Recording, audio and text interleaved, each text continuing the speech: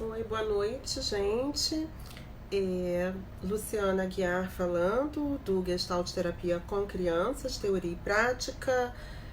Gestalt Terapia com Crianças, o livro Gestalt Terapia com Crianças, o perfil do Instagram Gestalt Terapia com Crianças, o canal do YouTube Gestalt Terapia com Crianças, a página do Facebook. Boa noite para todos vocês. Quero começar dizendo que eu estou com a minha brusinha oficial de lives e eu tô falando isso porque semana passada, assim que eu comecei a falar de uma coisa super importante, uma pessoa, que eu não sei se é uma pessoa, se é um robô, entrou na live do Instagram para fazer comentários sobre a minha roupa. E eu quero dizer o seguinte para vocês, num pequeno parênteses, antes de começar a dizer o que eu quero dizer hoje. Se vocês me assistirem toda semana, vocês vão conhecer todo o meu guarda-roupa. E vão conhecer todo o meu guarda-roupa porque eu definitivamente não sou uma mulher atravessada pelas tipicidades do que a gente está comumente acostumado. Então eu não sou uma mulher que valorizo milhares de roupas, que tenho 100 tipos, pares de sapatos, etc, etc. Então, minha gente, é isso.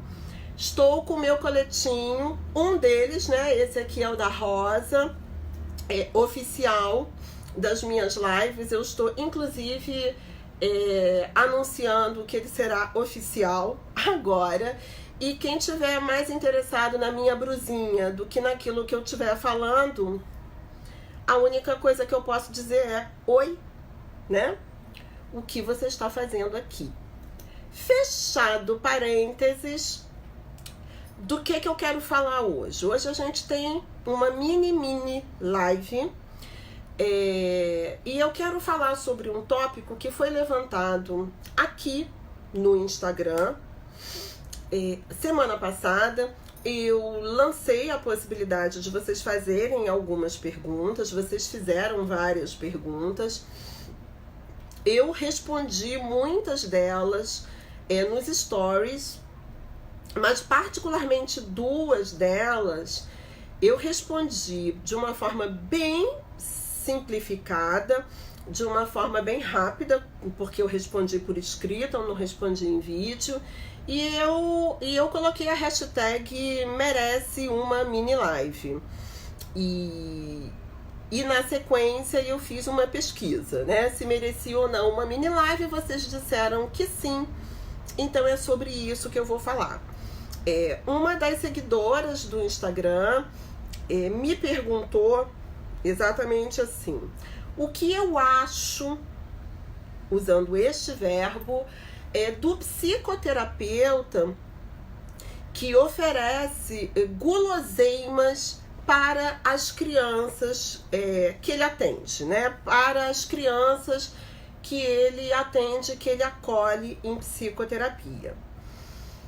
E quando eu respondi, eu disse que eu acho bem esquisito, e que eu não gostaria de deixar a minha resposta dessa forma, né? Do tipo, eu respondi, eu acho um negócio desse, para que não ficasse uma sensação de que se trata de uma opinião, se trata de uma preferência, se trata de uma rabugice da minha parte ou de uma implicância da minha parte.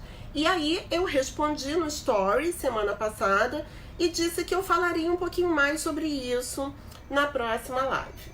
E aí, antes de qualquer coisa, de onde a gente precisa partir para pensar nessa questão que a colega trouxe aqui para mim, né, perguntando a minha opinião.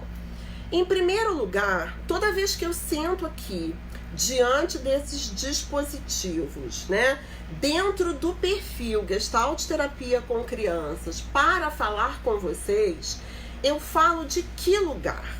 Eu estou falando do lugar de uma profissional de psicologia.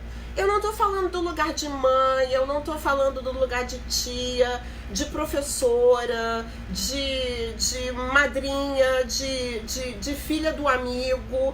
Eu estou falando do lugar de uma profissional de psicologia. E quando a gente fala do lugar de uma profissional de psicologia, a gente já começa com um contorno que diz respeito ao nosso código de ética. Nós temos um código de ética que dá contorno para nossa prática e para, de alguma forma, para o jeito como a gente aborda uma série de situações dentro da nossa profissão. Então, o primeiro filtro pelo qual uma situação como essa, uma pergunta como essa precisa passar é pelo código de ética do profissional de psicologia, que eu aconselho fortemente aos profissionais de psicologia e estudantes de psicologia darem uma lida, darem uma estudada, porque muitas vezes parece, em algumas situações, que ele nunca foi lido, né? Que ele nunca foi desbravado e descoberto. Então, esse é o primeiro filtro. Eu não estou aqui a Luciana, pessoa no mundo. Eu estou aqui a Luciana, psicóloga, com esse contorno. Dentro desse contorno maior, gente, eu tenho um outro contorno. E por que eu estou começando com os contornos? Porque eu não estou aqui para fazer julgamentos, para dizer que eu sou a dona da verdade, que aquilo que eu acho é o que tem que ser seguido, porque o que eu acho é o mais legal, é o mais certo, é o melhor. Não, eu não estou aqui para isso. E, né, quem achar que faz sentido, ok. Quem achar que não faz sentido, ok também, tá? Mas eu não falo do nada. Eu falo primeiro desse contorno de uma profissional psicóloga e eu falo de um contorno menor, que é bem importante também, que é o contorno da abordagem com a qual eu trabalho. Portanto, qualquer posicionamento meu a respeito de qualquer atitude do psicoterapeuta com a criança, com as suas famílias, vai sempre dizer respeito ao filtro código de ética do psicólogo e ao filtro menor, visão de homem e de ser humano da Gestalt terapia, metodologia de trabalho da Gestalt terapia, a forma como a Gestalt terapia, que é a minha abordagem de trabalho, vai entender e problematizar a relação terapêutica. Porque quando alguém me pergunta sobre dar guloseimas para as crianças que a gente atende, oferecer doces, balas, bombons e sei lá o que para as crianças que a gente atende, nós estamos falando de relação terapêutica, porque é essa relação desse tipo, dessa modalidade, com esse contorno que se estabelece entre eu e a criança que eu atendo. Essa criança não é minha filha, essa criança não é minha sobrinha, essa criança não é minha aluna, essa criança não é filha da vizinha, essa criança não é a criança que eu encontrei ali na rua, no restaurante, no ônibus, no metrô. Vocês estão entendendo? Essa criança, ela é uma criança específica que estabelece comigo uma relação específica. Uma relação que a gente nomeia relação terapêutica. Numa relação terapêutica, existem papéis. Uma relação terapêutica, as duas pessoas se apresentam da mesma forma, nas mesmas condições? Não. As duas pessoas não se apresentam da mesma forma, nas mesmas condições. Da mesma forma que uma relação que se pretende ser terapêutica, sob a ótica do nosso código de ética e sob a minha ótica da Gestalt terapia, ela precisa ser uma relação diferente da relação que as crianças estabelecem com outros adultos.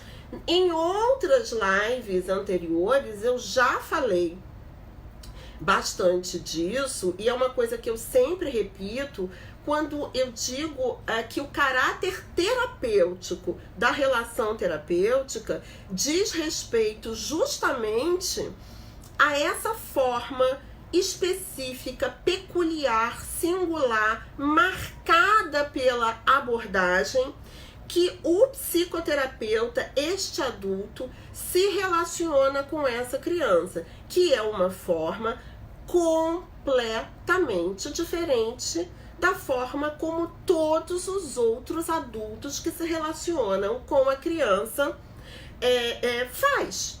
Então, eu costumo sempre dizer, os meus alunos estão cansados de ouvir isso, realmente cansados de ouvir isso, porque é quase um bordão. Eu digo sempre, o terapeuta é o agente da novidade. E como agente da novidade, como aquele adulto que lida com a criança de uma forma absolutamente diferente da forma como ela está acostumada, é exatamente por isso que ele provoca, que ele convida, que ele instiga mudança e transformação. E, portanto, essa relação não é uma relação qualquer, mas é uma relação transformadora. É uma relação que convida ao crescimento. É uma relação que permite que a criança se conheça mais e melhor e, a partir disso, possa desenvolver outras possibilidades e outros recursos para estar no mundo. Isso é uma relação terapêutica. Como toda relação, ela tem duas partes. Tem a parte do terapeuta, a parte da criança. No caso, estamos falando, dando contorno da psicoterapia de crianças. A criança, qual é a parte da criança? A parte da criança é chegar até nós do jeitinho que ela pode chegar. A parte da criança é chegar até nós da maneira que ela consegue chegar, com as formas que ela tem para lidar com as situações novas, com as formas que ela tem para lidar com um ambiente novo, com as formas que ela tem para lidar com um adulto novo, que inicialmente ela imagina que é um adulto igual a todo mundo. Essa é a expectativa. Então, esse é o papel da criança. O papel da criança é ser. O papel da criança é estar ali do jeito que ela pode. Qual é o nosso papel? O nosso papel é acolher, aceitar e acompanhar essa criança durante um tempo que nós disponibilizamos para estar com ela, com o nosso olhar da nossa abordagem, que vai permitir que a gente compreenda o que se passa com essa criança, o que a motiva fazer o que ela faz, do jeito que ela faz, que permite que a gente compreenda para que ela se relaciona, da forma como ela se relaciona comigo. E a partir disso, nós mostramos para essa criança o que ela faz, como ela faz, e damos a ela a possibilidade de experimentar outras possibilidades. Essa é a tarefa do psicoterapeuta. Então, toda relação terapêutica, ela tem papéis, lugares e uma moeda de troca. E a moeda de troca que permeia a relação terapêutica, ela é cada um ocupar o seu lugar e os seus papéis. A criança vem e se oferece a sua presença. A minha contrapartida é oferecer a minha escuta, a minha presença interessada, o meu olhar solidário, o meu olhar atento para mostrar para ela o que precisa ser mostrado, para convidá-la a dar um passinho a mais, a sair um tiquinho da zona de conforto, a correr um risco. É isso que eu dou para a criança. Eu dou o meu tempo, e não é um tempo qualquer. Eu dou, porque é um tempo, qualquer adulto que sente com uma criança e brinque com uma criança, está dando um tempo dele. Eu dou o meu tempo, que é um tempo especializado. É um tempo com uma escuta e um olhar especializado, com uma escuta e um olhar que permite uma compreensão do que está acontecendo e um manejo clínico daquilo que está acontecendo. É isso que um psicoterapeuta dá para o seu cliente. Qualquer outra coisa que entre nessa equação pode ser, novamente, estou usando os meus filtros. Código de ética do psicólogo, visão de homem e de mundo da Gestalt terapia. Qualquer outra coisa que entre nessa equação pode desequilibrar essa equação. E aí, particularmente, no que diz respeito a guloseimas, ou ainda, teve uma outra menina que levantou isso nos comentários, guloseimas, coisas de comer, doces, balas e presentinhos.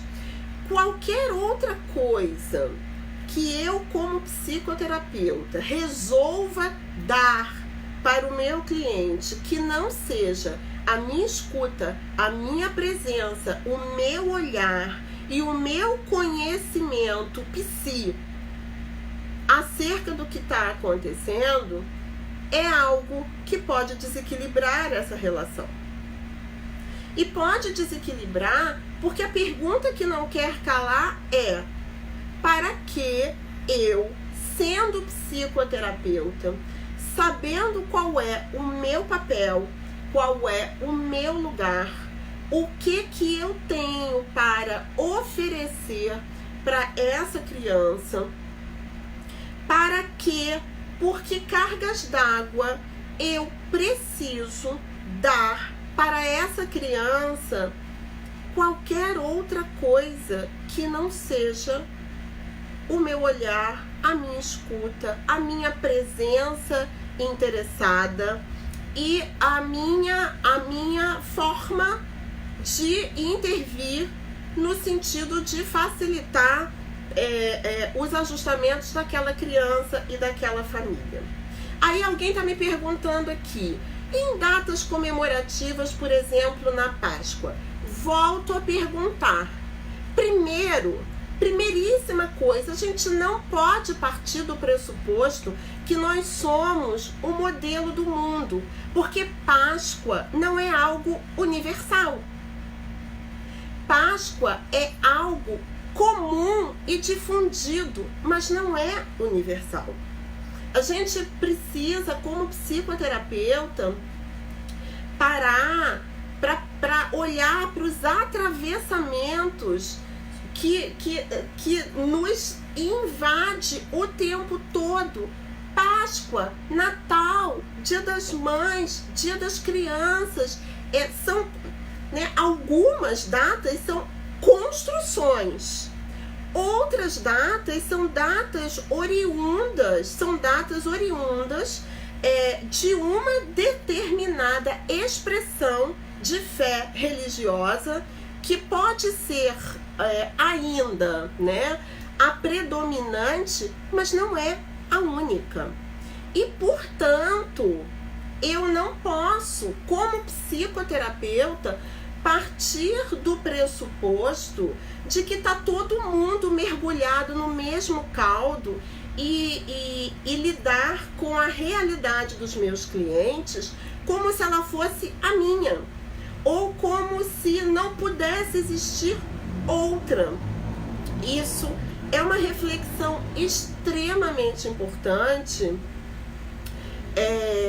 que a Gestalt terapia nos traz, que são os atravessamentos de campo no psicoterapeuta, e que faz com que a gente nem questione isso. Ah, é Natal? Então vamos dar um presentinho de Natal. Ah, é Páscoa? Vamos dar uma lembrancinha de Páscoa. Para que eu vou dar uma lembrança de Páscoa para o meu cliente? Se não é isso que ele vem buscar comigo, essa não é a minha tarefa, esse não é o meu papel, né? E na medida que eu começo a sair do meu papel, primeiro eu viro um adulto igual a todos os outros, né? E aí o terapeuta, como agente da novidade, vai para a terra, vai para o buraco, vai para o saco, né? Depois eu introduzo na relação terapêutica uma coisa que não é da ordem da relação terapêutica e que nenhuma criança precisa. As crianças precisam que a gente faça o nosso trabalho.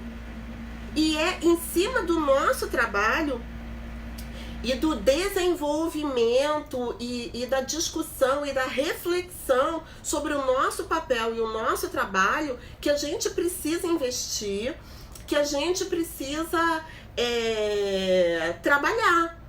E não absorvendo algo que é hegemônico, que é cotidiano, que as pessoas têm como natural e normal, e não necessariamente, e que não fazem parte dessa troca psicoterapêutica. Aí sim, a Daiane está perguntando, e sobre a criança pedir para nos chamar de tia? Aí é uma outra história. A criança pode chamar a gente do que ela quiser. Eu não me apresento como tia, porque eu não sou tia dela. Eu sou a Luciana. Eu me apresento como Luciana. Se ela quer me chamar de tia, se tem uma mãe, um pai que quer me chamar de doutora ou do que quer que seja, tá tudo certo. Eu não, assim, não me ofende, não me agride, tá tudo certo. No mínimo, isso é uma informação dentro de um campo de compreensão mais amplo de como essa pessoa, seja a criança que me chama de tia, ou o pai, a mãe que me chama de doutora, me vê e ver a função do psicólogo. Mas eu não vou debater isso principalmente com uma criança, porque é menos importante como ela me chama. Porque ela pode começar me chamando de tia, mas na medida que eu cumpro o meu papel de psicoterapeuta, e não de tia, seja de tia, sei lá, irmã da mãe, irmã do pai, casada com o tio e a tia, seja tia da escola, quando eu cumpro o meu papel de psicoterapeuta, ela logo percebe que eu, essa adulta que tá aqui, não sou uma tia. Porque eu não sou igual à tia dela e eu não sou igual à professora.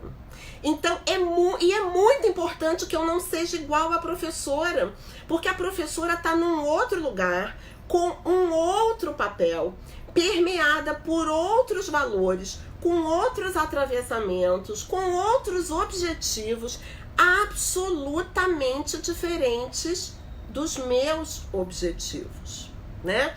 E aí, o que acontece? Uma coisa que a gente precisa se perguntar, então, independente de é certo, é errado, qual é o meu papel? O que eu tenho para oferecer? Quando eu quero dar balas e presentinhos para os meus clientes, para que eu quero fazer isso? Qual é a minha motivação? O que eu sinto? Isso está baseado em quê?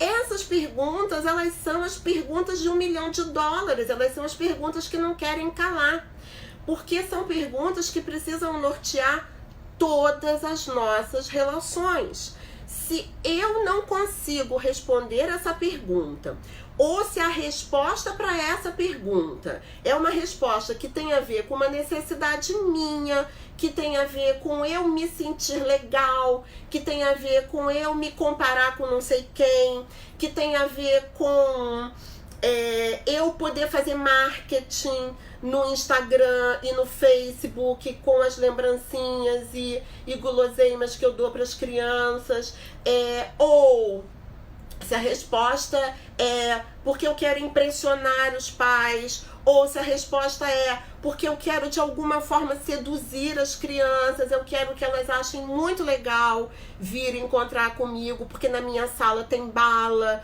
e se ela, né, não quer entrar, eu ofereço uma bala e aí ela entra. Se ela não quer fazer o desenho que eu quero que ela faça para poder interpretar ele depois, então eu ofereço alguma coisa e aí ela faz. Então, são as respostas para essas perguntas que vão falar do nível de adequação de uma proposta dessa para crianças. Então, quando alguém me pergunta o que eu acho, eu digo, como psicóloga e como gestalt terapeuta, eu acho que isso é uma necessidade do terapeuta. Isso não é uma necessidade da criança, não existe nenhum benefício terapêutico. E estou falando da gestalt terapia. Pode ser, e é um pode ser, porque eu não sei, eu não posso falar do que eu não sei. Pode ser que, de repente, em outra abordagem, exista uma forma de fundamentação teórica para presentinhos e guloseimas para as crianças em terapia. Pode ser que sim. E eu não posso falar de outras linhas e de outras abordagens, porque eu não vou me arvorar a falar daquilo que eu não sei, daquilo que eu não domino. Mas como psicóloga e como gestalt terapeuta, o que eu digo é, não tem a menor serventia, a não ser para dar conta de uma vontade minha. Vontade essa que eu preciso me perguntar, vontade essa que eu preciso pesquisar, e se não for algo terapêutico para a criança, se não for algo que vai agregar valor terapêutico ao caso, a resposta é não, gente. É não. E isso vale não só para oferecer guloseimas e presentinhos, né? Isso vale para toda e qualquer intervenção, solicitação, proposição que eu faço na psicoterapia para as crianças. Quando eu peço para a criança contar uma história sobre o desenho que ela acabou de fazer, quando eu faço perguntas que convidam a descrição da cena que ela está fazendo na caixa de areia ou que ela está construindo na casinha de brinquedo, eu preciso saber para que eu estou fazendo isso, né? Eu preciso saber o que eu quero quando eu pergunto o que eu pergunto, quando eu descrevo o que eu descrevo, quando eu proponho o que eu proponho. Se eu não sei responder para que eu fiz isso e aquilo, então eu não estou nem entendendo o que está acontecendo. E se eu não estou entendendo o que está acontecendo, eu estou meio que cego em tiroteio, sabe? Eu estou atirando para todos os lados para ver se alguma coisa cola. E aí, contar com alguma coisa externa e alguma coisa com um alto poder de sedução, né? Que é um presente, que é uma balinha, que é um docinho, pode ser uma forma, muitas vezes, da gente se agarrar em algo externo para dar conta de uma coisa que a gente não tem claro na nossa prática, no nosso entendimento, na nossa compreensão, no nosso manejo. Possibilidades, né? Eu não estou dizendo, não estou fazendo uma correspondência biunívoca, tipo, quem dá gulosema e presentinho para criança, assim, assim, assim. Estou aqui pensando com vocês. Então, o que eu acho que é muito importante sempre, antes de vocês me perguntarem, gente, eu recebo tanta pergunta, né? Tanta pergunta, e tanta pergunta assim, né? É certo ou é errado? Isso pode, isso não pode? Isso é legal ou não é legal? O que você acha? E aí, eu sempre tenho o cuidado de dizer, primeiro, não é o que eu acho, o que eu acho, né? Isso tem um contorno, tem uma fundamentação. E segundo, antes de colocar na mão do outro, no caso na minha, né? A autoridade de dizer o que é certo e errado, porque eu não tenho essa autoridade de dizer o que você tem que fazer e como você tem que fazer, e eu não tô aqui para isso, né? Antes de colocar esse tipo de pergunta na minha mão, para se fazer perguntas. A gente precisa aprender a parar de reagir às coisas e ao mundo e numa atitude que a gente chama em Gestalt terapia de atitude natural, né? Que é uma coisa assim, a coisa é porque é assim porque é assim. Eu não paro para pensar se poderia ser diferente. Eu não paro nem para pensar por que eu faço isso. Eu desafio vocês. Não tem uma pessoa que saia da graduação fazendo o que está fazendo tudo com absoluta clareza. Então, muitas vezes eu tenho alunos que dizem assim, sei lá, eu faço assim, assim, assim na primeira sessão, por exemplo. E aí eu digo, por que você faz assim? Eu faço assim porque minha supervisora mandou. Eu faço assim porque eu aprendi na faculdade. E aí eu continuo perguntando. Mas de que forma você acha que isso pode auxiliar essa família? De que forma você acha que essa criança recebe esse tipo de intervenção ou essa forma? Ou ainda, que tipo de implicação você acha que pode ter essa tua forma de fazer? Você já se perguntou? Quando a sua supervisora falou, ela fundamentou o que ela falou? Quando a sua supervisora falou, você botou um pontozinho de interrogação e se fez pelo menos uma pergunta antes de simplesmente engolir aquilo e dizer, não, é assim que eu tenho que fazer. Não, gente, a gente precisa aprender a perguntar. E a pergunta dentro de uma relação terapêutica, com tudo que a gente resolve fazer em relação a essa criança, em que medida isso é terapêutico para a criança? Em que medida isso é terapêutico para a criança? Thaís está dizendo que tem uma dúvida até hoje como conduzir a primeira sessão da criança. Eu não vou poder te ajudar agora, mas eu posso te indicar um livro super legal. Chama-se Gestalt Terapia com Crianças, Teoria e Prática, que no caso, muito modestamente, fui eu que escrevi. E você tem esta pergunta respondida no livro. Se você é uma psicoterapeuta, que quer trabalhar com crianças, se você simpatiza com a Gestalt terapia e tem vontade de conhecer mais a Gestalt terapia e este contorno de trabalho psicoterapêutico com crianças, eu aconselho que você busque referências nisso, porque como conduzir uma primeira sessão com a criança é uma aula. É uma aula e que inclusive extrapola aqui o nosso tempo da mini live. Volta e meia eu dou, né, uma palhinha ou outra sobre isso, né? Mas, por exemplo, olha só, você diz, até hoje eu tenho dúvida, até hoje eu não sei, né, como conduzir. Inclusive, porque tem uma outra coisa aí que a gente não aprende na graduação ou não aprende de uma forma satisfatória, que é trabalhar com crianças, né? E trabalhar com crianças e adolescentes. E muitas vezes a gente aprende assim, sabe? Engolindo, introjetando coisas sem pensar muito no para que eu tô fazendo isso.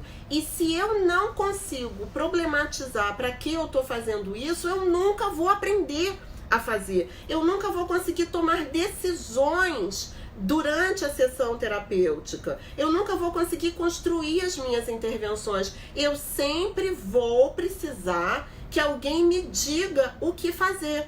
Que alguém que está de fora. Eu vou precisar me agarrar num modelo e vou ficar reproduzindo.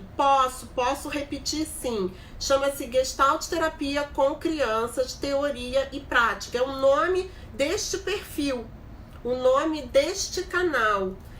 Gestalt Terapia com Crianças, Teoria e Prática. A autora chama-se Luciana Aguiar, que no caso vos fala aqui nesta mini live. Então, como a gente está se encaminhando para o final e para a gente não sair por aí, porque eu sou fácil de começar a falar um monte de coisas. Voltamos para situação inicial da pergunta, né, da nossa amiga, meio que querendo saber o que eu achava e como que eu pensava essa coisa, né, das guloseimas.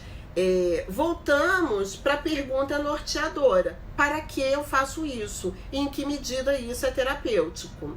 Se a gente acha uma resposta terapêutica para isso, ok. Na Gestalt Terapia, eu vou dizer para você que a gente não acha, não. A gente não acha, não. Pelo contrário, a gente acaba introduzindo um meio, muitas vezes, de sutilmente seduzir e manipular essa criança e vice-versa, o que já contamina essa relação. Além disso, que é o eixo central, né, que diz respeito afinal de contas, né, o que o terapeuta dá na relação terapêutica, e definitivamente não são coisas de comer, nem qualquer outra coisa que não seja sua escuta, sua presença e seu trabalho. Tem uma outra coisa, ainda tem um adendo, um a mais, um plus, particularmente em relação às guloseimas. Minha gente, nós estamos em 2019. Atualmente, a gente tem uma série de pais que, de uma forma bastante engajada, não oferece açúcar para os seus filhos pequenos. E aí, essa ideia de guloseima, de doce para criança, é um atravessamento cultural que a gente também não questiona, que nem o atravessamento que eu tratei na semana passada, que é o atravessamento da maternidade, né? Que todo mundo tem que ser mãe, todo mundo tem que ser pai, que isso é uma forma de completude e que quem não é mãe, quem não é pai tem alguma coisa errada, etc, etc. E que se você é mãe, você é melhor terapeuta porque você é mãe. A gente discutiu, né, esses atravessamentos na semana passada, e essa história de ligar criança e doce é um outro atravessamento cultural. Sim, Graciele, é isso, eu ia dizer exatamente isso. Além de você, por exemplo, ter pais que estão praticando, né, uma forma de nutrição mais consciente, né, acomodando o paladar da criança a outros tipos de gostos que não o açúcar, porque quando você oferece açúcar para uma criança muito pequena, você mata a possibilidade dessa criança desenvolver melhor o paladar para os outros gostos. O açúcar, ele se sobrepõe a todos os gostos. Você joga açúcar numa comida, acabou, é doce, é gosto de açúcar. O açúcar vicia, o açúcar funciona como uma pilha Duracell com crianças pequenas. E eu não estou dizendo o que eu achei, gente. Entra no Google, pesquisa, vocês vão achar artigos, vocês vão achar estudos, vocês vão achar referências sobre isso. Então, imagina um pai e uma mãe que não oferecem açúcar para o seu filho. Ele chega na psicóloga e a psicóloga oferece um pote de bala para a criança, né? Sem contar o que Graciele estava falando, e que era o segundo ponto que eu ia comentar. Quer dizer, primeiro você está oferecendo algo para uma outra criança comer que você não sabe se os pais aprovam, você não sabe se isso está dentro da forma dos pais lidarem com a nutrição e com a alimentação da criança. Você está atravessando em cima dos pais. E tem uma coisa mais grave, né? Cada vez mais, e obviamente isso tem uma série de fatores, mas um dos fatores é exatamente essa comida cada vez mais industrializada que a gente come. O que a gente está observando? Cada vez mais crianças alérgicas a diversos componentes, alérgicas a corantes, alérgicas a proteína sei lá o que do não sei quezinho. Então isso é mais uma razão pela qual a gente não tem que oferecer nada. Água que não se nega a ninguém, e ponto final. Porque crianças não vêm à terapia para comer. Seja bala, seja doce, seja barra de cereal, seja castanha, seja amêndoa, seja o que for. Crianças não vêm à terapia para comer, e não pode ser para comer, inclusive porque comida a gente come quando tá com fome. Comida a gente não come para entrar na sala, comida a gente não come porque a psicóloga é legal, comida a gente não come ou não deveria comer porque ela é um prêmio, porque assim também começam as sementinhas de uma série de distúrbios alimentares, onde a comida vai tomando um sentido e um significado que não é mais simplesmente de nutrição e de matar a fome. Então, você, psicoterapeuta, vai contribuir para isso. Então, só esses dois pontos, independente de qualquer abordagem, independente de qualquer coisa, já seria 2 pisca-alerta para você não se arvorar a oferecer nada de comer. Mas pensando no papel do terapeuta, no que o terapeuta efetivamente dá, o que tem que estar em jogo na relação terapêutica, o quanto que é importante o terapeuta ser o agente da novidade e, portanto, não ficar reproduzindo essa coisa, Páscoa, Natal, Dia das Crianças, Dia das Mães, sei lá o que, né? Então, quando a gente estende, então, a reflexão para isso, então não só a questão das guloseimas, das coisas de comer, não tem sentido, como qualquer outra coisa que o terapeuta dê, que não seja o seu trabalho. Alguém que deu um pulo aqui está me perguntando sobre atender pessoas de relação de proximidades, amigos, parentes, filhos deles. Tem uma questão aí que, se a gente pensa, né? Eu posso fazer depois toda uma fala sobre isso, né? Porque tá faltando 1 minutinho para as 9, eu não vou poder responder isso agora, né? Tá. Né? Então, sim, pode ter uma questão intestinal, responsabilizar o terapeuta. Claro, o terapeuta não está ali para alimentar ninguém, sabe assim? E esse é o ponto. Esse é o ponto. O ponto é a nossa tarefa. tarefa. A respeito da pergunta que veio anteriormente sobre atender pessoas conhecidas, etc., eu comento isso numa outra mini live, porque o tempo corre assim, quando eu vejo, já foi 40, 45 minutos, depois a galera fica com preguiça de ver a live gravada. Ai, que vídeo enorme, não vou ver. Então a ideia é mini, né? A ideia é a gente não chegar uma hora, mas todas as questões que vocês trazem, eu depois dou uma olhada na live, eu printo as questões que vocês trazem e vou anotando para trazer de uma outra vez. Bom, então eu espero que eu tenha deixado claro como eu fundamento a minha posição, então deixado claro a minha resposta nos stories à pergunta da semana passada.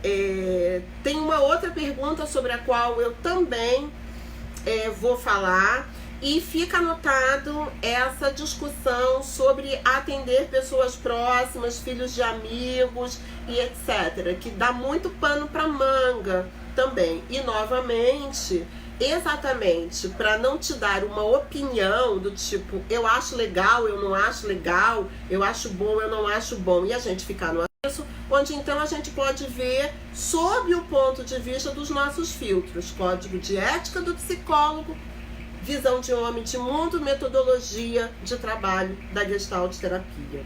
Tá bom, gente? Lembrando, a live fica 24 horas aqui no Instagram e fica gravada no Facebook inicialmente por mais tempo, tá bom?